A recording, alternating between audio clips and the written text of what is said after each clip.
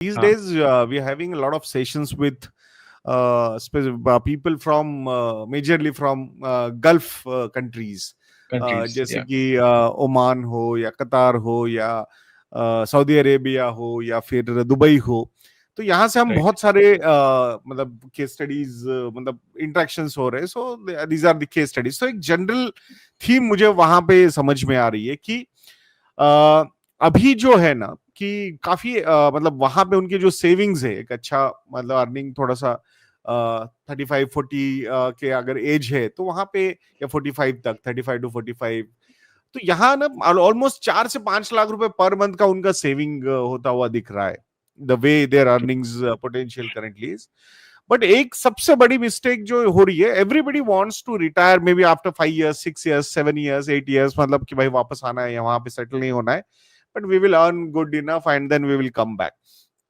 तो एक चीज मुझे वहां पे ये लग रही है कि उनका जो एसेट एलोकेशन है ना, वो कंप्लीटली डिस्टॉर्टेड लग रहा है जब भी हम डिस्कशंस कर रहे हैं। तो एक तो वो एसेट एलोकेशन जो है वो डेट ओरिएंटेशन ज्यादा है उसमें, या फिर रियल एस्टेट ओरिएंटेशन बहुत ज्यादा है। सो डेट ओरिएंटेशन क्यों ज्यादा है? बिकॉज एनआरई एफडीज पे there is no tax in India. So उनको लग रहा है यार अच्छा है ना, से 7, 7.5% का इंटरेस्ट रेट मिल रहा है, सो और क्या चाहिए, मतलब इट इज गुड।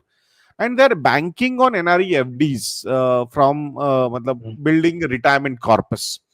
एंड या ये नहीं होता है तो majorly what I am finding कि 2-3 प्रॉपर्टीज उन्होंने ली हुई है, एंड वो प्रॉपर्टीज में investments and rental yields are hardly 1%, 2% post tax basis.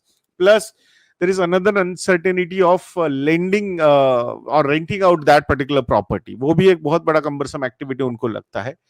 So from preservation side, asset preservation side, wealth preservation side, this is a very good idea। But अगर आप इस पे बैंक करके रिटायरमेंट प्लानिंग करना चाहते हो तो आई think that is not a right thing. The strong feeling is that if your investment horizon or your retirement is 5 to 10 years away, then in that particular case you need to have a good allocation in percentage terms in equity asset class. So that is very very important, and people are underestimating that allocation. सो वहां अगर आपका retire होने का plan in a way final है कि आपको लगता नहीं है कि भाई मैं यहाँ पे रह सकता हूँ, बट अभी अर्निंग्स बहुत बढ़िया है तो चलो it's okay, you want to stay there, but after some certain number of years you want to come back to India.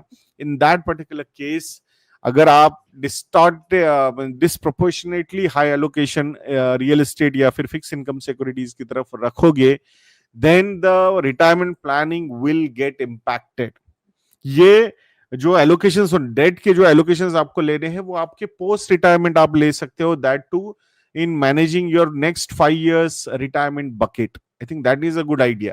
But अगर अभी ही आप काफी हेवी एलोकेशंस अगर रियल एस्टेट या डेट में रख रहे हो, then in that particular case retirement का प्लान थोड़ा सा ज्यादा पोस्टपोन करना पड़ सकता है।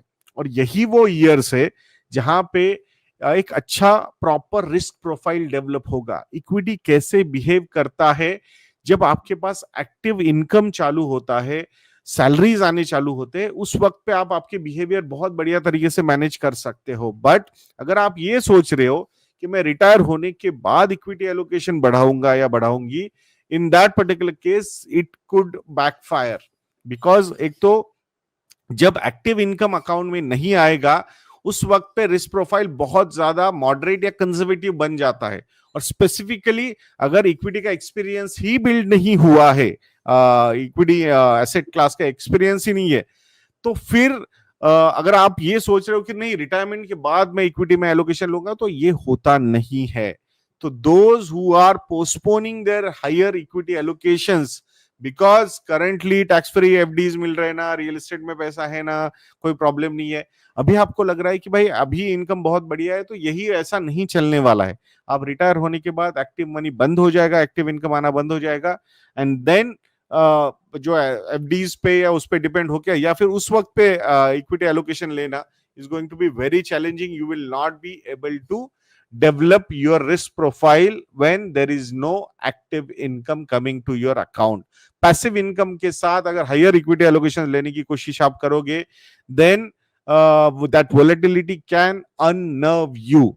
सो अगर ये अवॉइड करना है तो इट्स बेटर कि रिटायरमेंट के ईयर्स नजदीक है, 5 साल, 7 साल, 8 साल, 10 साल, it's better start investing now, do not wait too much. या फिर अगर आपने एलोकेशंस लेने शुरू किए तो you need to have right equity allocations till your retirement. So that is very important.